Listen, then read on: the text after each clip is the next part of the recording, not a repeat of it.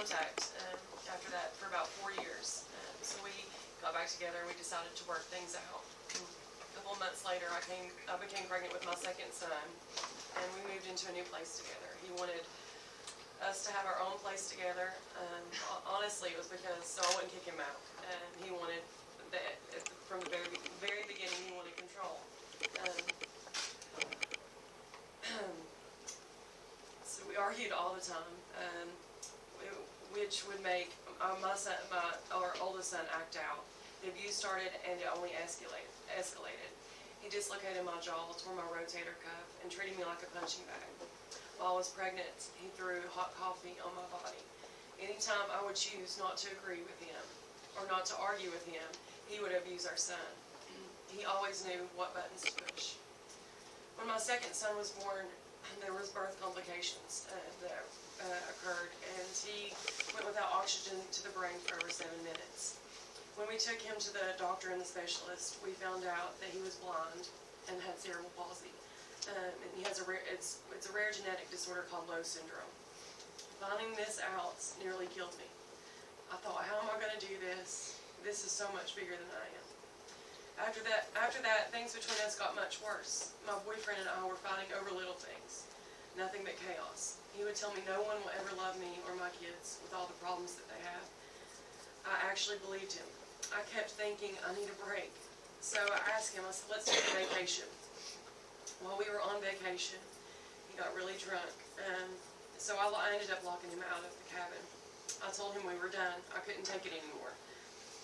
So he told me he was going to kill himself. So 10 minutes later, I heard him outside gurgling. I called 911, and I called 911, and they told me that I told him that he was going to kill himself. He ended up being in the hospital ICU for 4 weeks. After that, I felt bad. I felt so bad. I couldn't leave. He knew my dad had killed himself, and so he played on those emotions.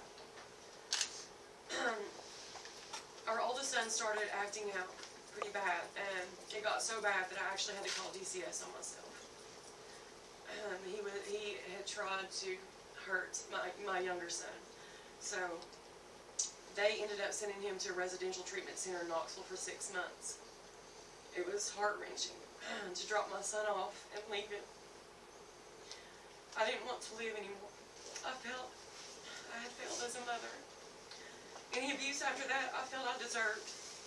We had moved 3 times at this point, and we were getting ready to move for the 4th time. I knew I needed out of the relationship because it was toxic, but I didn't know what to do or where to start. I wasn't able to see my son. I was still being abused.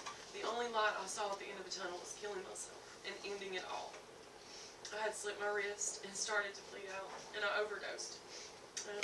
My boyfriend at the time, he ended up finding me, and he called for help. So I was hospitalized for 3 weeks.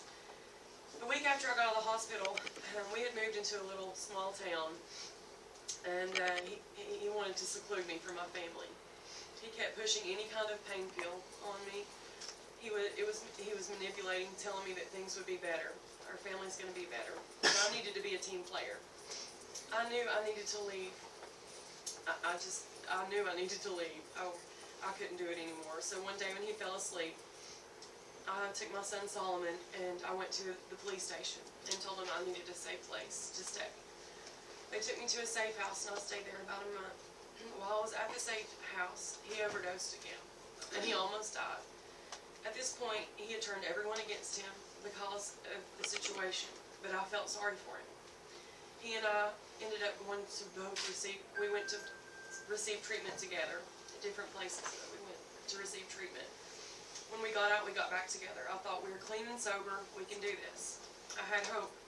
I'd moved into a new place. It was all I ever wanted. We were happy, our little family, but that only lasted a little while before things got chaotic again. He started manipulating and abusing me and the kids. At this point, Braden was back from Knoxville, from the residential treatment center, so I had so many red flags, but I chose not to see them. One morning we were outside and he threw me in the car. He kidnapped me. He started driving as fast as possible. I thought at this point, he's going to kill me. I saw a ballpoint pen in the car, and I stabbed him twice in the side. I just wanted him to stop the car. He didn't stop. He still didn't stop. So I ended up stabbing him in the eye with the pen. He finally stopped the car. And after he stopped the car, I really got it then. The police came and took us both to jail.